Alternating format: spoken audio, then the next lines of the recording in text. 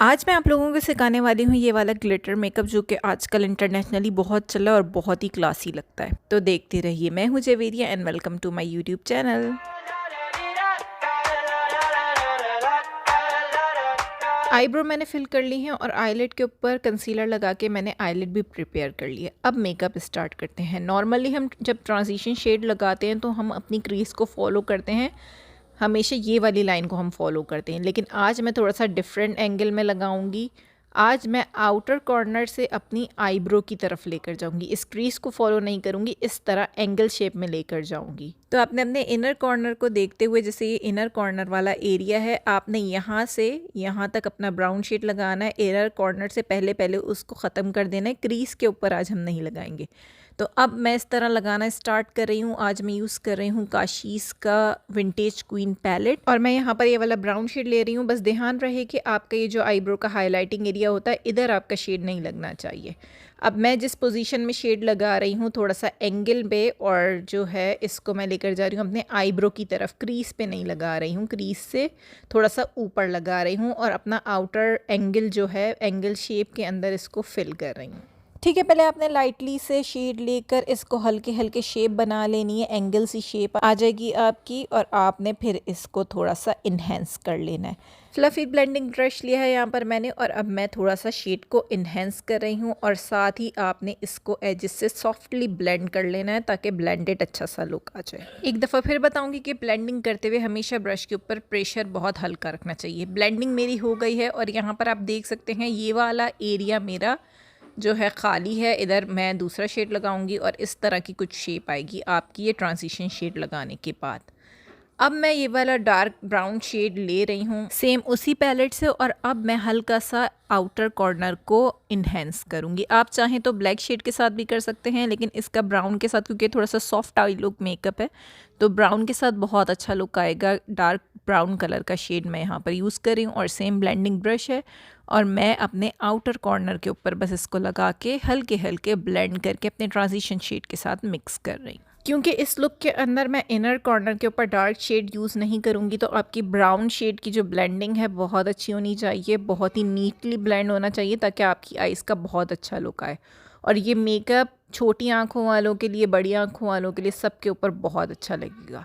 मेरी brown shade की blending हो गई है और अब आप देख सकते हैं कि मेरा आईब्रो वाला कॉर्नर भी खाली है जहाँ पर मुझे हाइलाइटिंग का शेड लगाना है और मेरा इनर पार्ट भी बिल्कुल रेडी है मेरा ग्लिटर लगाने के लिए। और आप इनर कॉर्नर से मेरी ब्लेंडिंग भी देख सकते हैं कितनी नीट है। तो आपने भी ऐसी ही ब्लेंडिंग करनी है। अब मैं फिंगर के ऊपर ये हल्का सा शिमर शेड ले रही हूँ। सेम वही पैलेट है, ये वाला शेड मैंने पिक किया और इसको मैं टैप टैप करते हुए अपने इनर कॉर्नर के ऊपर जो बिल्कुल खाली एरिया था वहाँ पर हल्का सा लगाऊंगी। बहुत ज़्यादा नहीं लगाना है क्योंकि इसके ऊपर मुझे ग्लिटर लगाना है, तो मैंने हल्का सा बेस के तौर के ऊपर ये शेड यूज़ किया है। इस शेड को लगाने के बाद अब मैं यूज़ करूँगी NYX के लूज ग्लिटर और इस ग्लिटर का शेड है होलोग्राफिक। ये मल्टी कलर का इफ़ेक्ट देते हैं, बहुत अच्छे लगते हैं। इसको लगाने से पहले मैं अपनी आइज़ के जिधर एरिया के ऊपर मुझे ग्लिटर लगाना है वहाँ पर मैं हल्का सा लेंस का सॉल्यूशन लगा रही हूँ। जी हाँ, लेंस के सॉल्यूशन से भी आपका ग्लिटर ईजीली स्टिक हो जाता है। और अब मैं फ्लफ़ी ब्रश की मदद से ये ग्लिटर अपनी आईलिड के एरिया के ऊपर जहाँ पर मैंने शिमर शेड लगाया था सेम उसी के ऊपर लगा रही हूँ। ग्लिटर लगाते हुए हमेशा आपने फ्लफ़ी ब्रश ही लेना है। अगर आप बहुत ज़्यादा छोटा या पैक ब्रिसल्स का ब्रश यूज़ करेंगे तो आपका ग्लिटर बहुत ज़्यादा थिक लगेगा और उससे अच्छा लुक नहीं आता। फ्लफ़ी ब्रश से बहुत अच्छा लुक आता है और स्पार्कली लुक भी आ रहा होता है। आपके ग्लिटर अच्छी तरह से स्पार्क करते हैं। और ये ग्लिटर मेरा लग गया है। ग्लिटर लगाने के साथ ही मैं बताती चलूँ कि आप देख सकते हैं कि आपका ग्लिटर बहुत ज़्यादा आईब्रो की तरफ भी नहीं होना चाहिए, ये एरिया आपका क्लीन होना चाहिए। अभी ग्लिटर लगाने के बाद आप लोग को थोड़ा सा अनटाइडी लग रहा है, मैंने लैशेस लगा रही हैं। लैशेस का ट्यूटोरियल है दिया हुआ, तो उसका लिंक मैं ऊपर दे देती हूँ। अब मैं लगा लूँगी मस्कारा और जब लुक फाइनल होगी तो आपको ये बहुत अच्छा लगेगा। वैसे लैशेस लगने के बाद ही आपको लुक थोड़ी बेहतर लग रही होगी।